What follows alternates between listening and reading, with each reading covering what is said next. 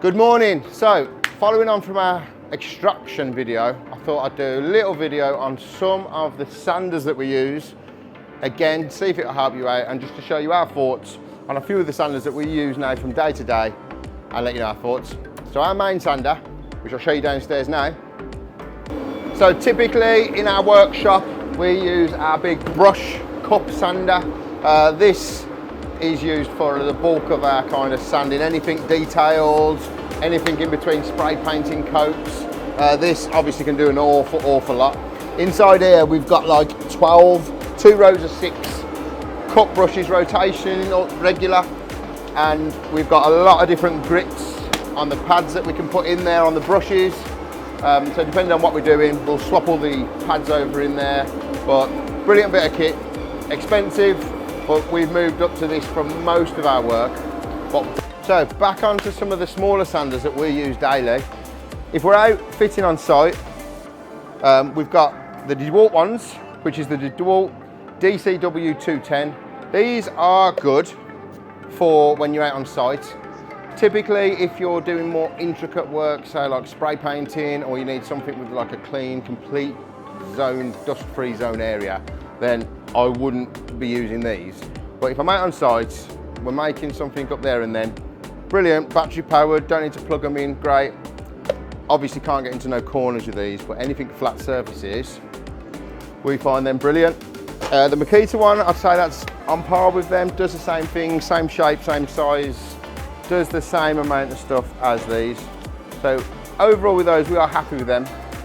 We also bought the square version of the Dewalt. It is a plug-in purely to get into the corners. Now that's good, but when you put that into comparison with the Festool, the RTS 400, there's no comparison. Same as with the extractors, I just think you get what you pay for. So with this connected up with the Festool extractor, I don't think you're getting much better for a small sander. We've tried out the bigger Festool ones, and if you're doing smaller intricate work, they're just too rough on the paintwork. So you end up pulling too much off, or you know, your finish isn't that great. But depending on what type of work you're doing, they are absolutely brilliant. But for us and our type of like intricate work, the RTS 400 is a brilliant bit of kit, especially with the extractor connected on, because you're completely dust free, gives you a nice glass finish. Obviously the pads are a big thing as well. If you're going like and buying the cheapest pads around, good for like taking a course off something, but if you've got finishing work, for me, you've got to pay for like the best pads, which would be either Festool pads, or even on this one here, you know, you got the Cubitron. Cubitron are brilliant pads as well. So this big machine over here, now this is it's a drum sander, but it also adapts into a brush head sander. So if I just take the lid off here, and the model of this one, it's the iTech MS 3156. So we brought this, we also brought the brush head attachment. Now this is absolutely brilliant. We're not using this as much now since we've invested in the heavy one downstairs, but when it comes to small profiles like cornices, anything with a bit of a profile, which would usually be a bit of a nightmare to paint, to sand, because you'd have like, you know, hand sanders in all the nooks and crannies. With this thing, it gets rid of it completely. So with this, you can buy spare brushes, different grits, and they literally just slide in and out, so you can change the grits over pretty easy. The brush heads on that last a very long time. We've had that a couple of years now.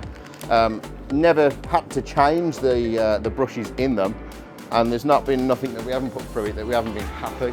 So obviously we're not using it as much because of the downstairs one, but overall it is a brilliant bit of kit. You also get a lot of different head attachments. You can get like a wire brush head attachment. It comes with a standard drum head attachment. You get storage down here with all different bits and bobs that you can use. I think they're about 1,700 for the actual machine itself. Well worth the money to me if you're doing anything like intricate, like the patterns I just showed you there, the cornices, mouldings. A lot of good settings on there, speed on the belt, speed on the actual belt itself. So overall, I would 100% be buying this again, and I would recommend it to anyone who's doing anything quite intricate. We've then quite a newish sander for this, but the M12 Milwaukee M12, their new little sander is absolutely brilliant. So anything for getting into corners with this, it just makes life so much easier. We bought like extra cushion pads for it as well, so if we are doing something with a little bit of a mold on it or some kind of shape, you can tuck it in as well. But I can't recommend that highly enough for anyone who wants to get into corners and do bits and bobs, because we've got the cheaper sanders and stuff, the things that we don't use every day. You know, you can go and pick up your Silverline stuff. Again, they do the trick and they work. So then also talking back into like small corners and getting into tight places, there's a couple of things we use here. So we've got this Proxton, which is a battery powered. Battery lasts an awful long time on this one. And this is the Proxton LU6868. Good little machine that is, to be honest with you. Anything that you want to get into nice and tight, it's a bit like a bigger version of a Dremel. We do use Dremels as well, they are good. But that basically for more of a heavy duty of a Dremel, putting bigger heads attachment on it and a bit more pull in it. Yeah, that's brilliant. And that also comes with like a few different attachments when you get it. It comes with a charger, you know, you've got different types of heads on there that come with it. But we also as well use the flapheads brushes, different grits. So these will get you really nice and tight into most profiles as well, if you've got like an awkward little shape. Now this one's just like a pneumatic one. So we connect this up to our compressor. Brilliant bit of kit, that one as well. And then last but not least that we use, now this one, save the biggest and the best till last. This one runs on elbow grease. Just a typical hand sanding brush. Sometimes you don't want the power of those, you know, so sometimes you just want like a light sand. And I know you can wrap it around a bit of wood or whatever, but to be honest, these that you can pick up online from anywhere for about £6, find them, brilliant. So that's just a typical sanding block. Get them in different sizes and they'll fit different size pads, you know, with your Velcro back on. So I hope this video has been helpful or showed you the bits that we use. Any questions, do ask. Make sure you subscribe and come check out our next video on our next part of tools.